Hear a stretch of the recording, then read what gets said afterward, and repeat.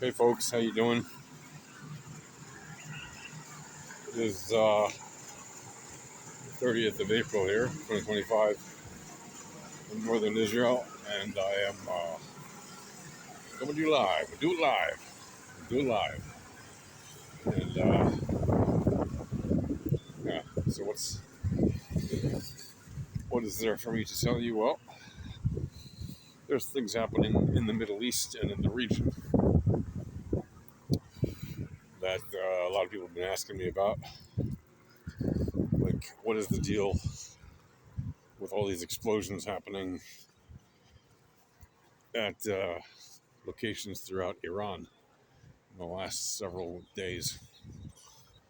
And what's been reported, at least I can say, is that there have been an explosion in Tehran at a port or a warehouse facility, whatever you want to call it, where there were various chemicals needed to supply rockets with fuel, the kind of rockets used in ballistic missiles. There was another explosion at a major port in a city called Bandar Abbas, which is an incredibly important commercial port for Iran, and one that they had been planning on expanding. Well, they've been expanding it, but they were continuing to expand it because of its increasing importance for trade with the country, since they obviously have an economy that is massively impacted by U.S. sanctions, and they're really hoping that they get rid of those sanctions at some point through negotiations with the United States or in some other way. So they're hoping that the current negotiations happening with the United States um, will be successful. And at the moment, the explosions that are rocking their country are not making things particularly easy for those negotiations, obviously. And then there was a third explosion yesterday, or series of explosions, or whatever you want to call it, a massive explosion in Isfahan, another city which is not far, relatively, to I think the Natanz nuclear facility in Iran. So you got three major explosions at chemical sites or rocket sites, rocket fuel sites or arms depots or whatever it might be, all kinds of different sites throughout Iran, that the sites all have some kind of connection, either for direct use or indirect use for, but pretty much direct use in some way for the military industrial complex of Iran, and specifically for weapons that can be used to attack Israel and other countries. Remember that technically Iran has weapons that can threaten all of Europe too, and in theory also the United States.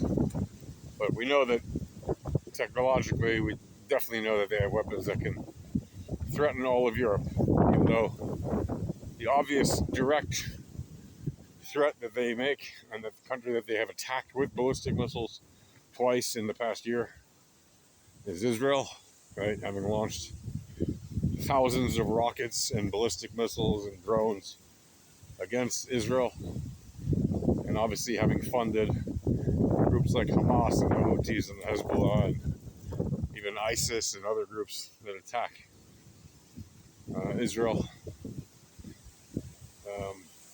But don't be fooled. The Iranians have very clearly said Israel is just, the little Satan. And after the little Satan, they're going to go after the big Satan, which is the United States. And what do you know? A pit stop along the way between Israel and the United States is, of course, Europe, where there are lots and lots of Iranian immigrants, many of whom obviously do not support the Iranian regime. but many of whom do. And it's the crazy ones that do that are problematic for the countries that host them.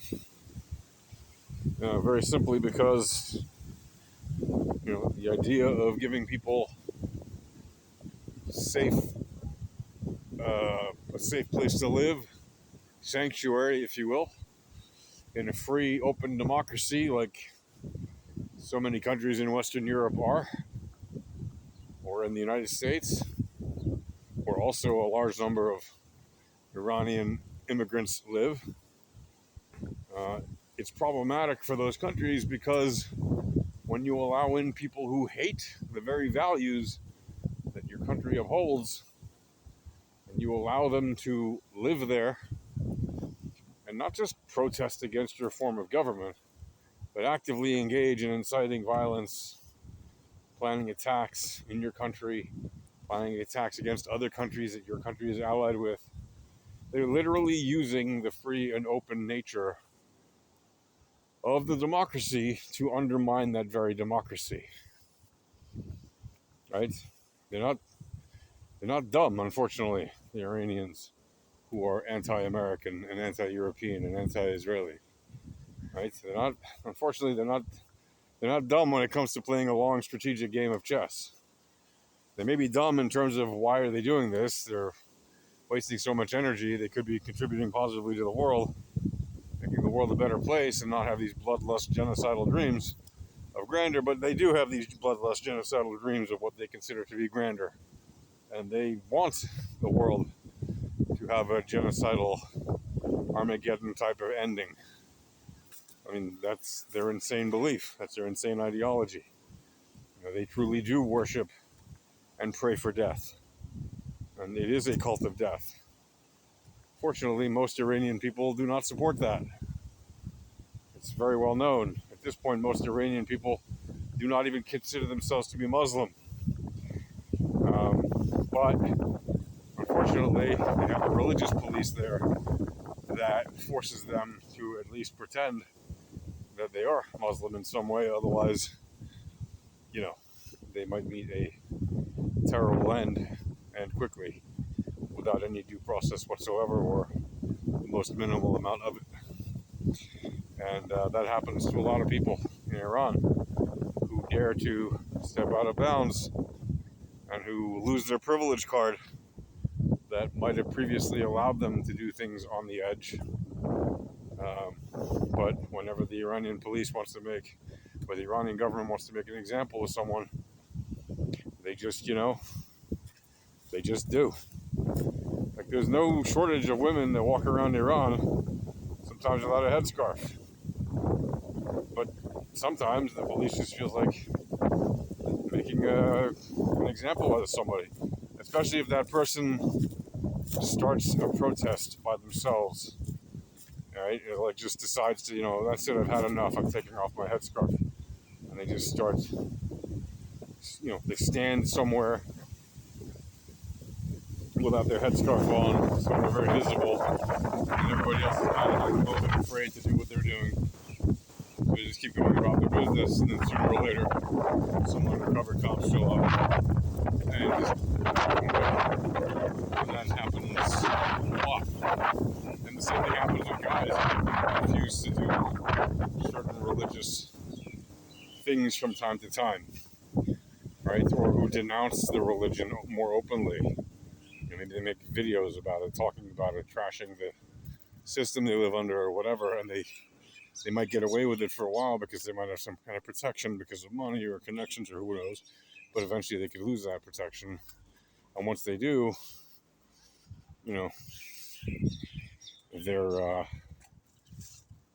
their life changes drastically and sometimes ends very quickly, right? So we've seen that happen time and time again over the decades since the Iranian Revolution in 1979, and it's frankly been getting worse in the last several years. It's not unfortunately, it's not a new thing that it's been getting worse. But every time that it gets worse, people usually, quiet down a little bit after a certain amount of pushback.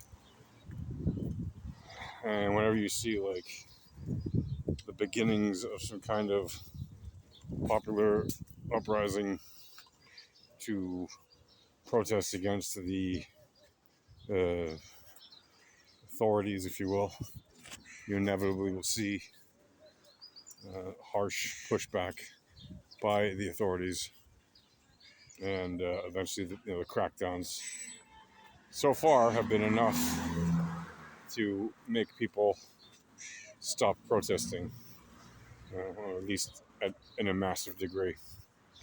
So that's a lot of what Iran is facing internally, and that's why they really,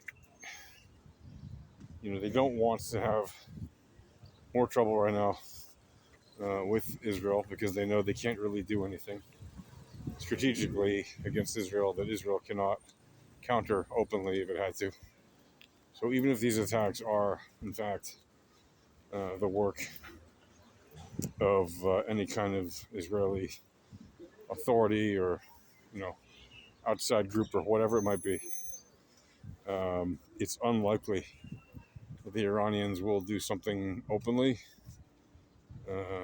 to attack Israel at this point, although they might, but the probability still remains low. But now that you have 3 such attacks in about a week or less, the probability is increasing. Let's be honest. It's just that it still remains low because politically the Iranians do not want to have another major conflict with Israel of any kind. They don't want to have another shooting war with rockets back and forth, especially not while they're negotiating with the U.S.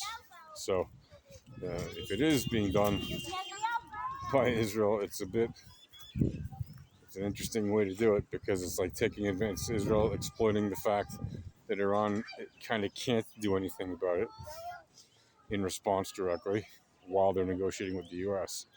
It's a bit of a gamble because they certainly could.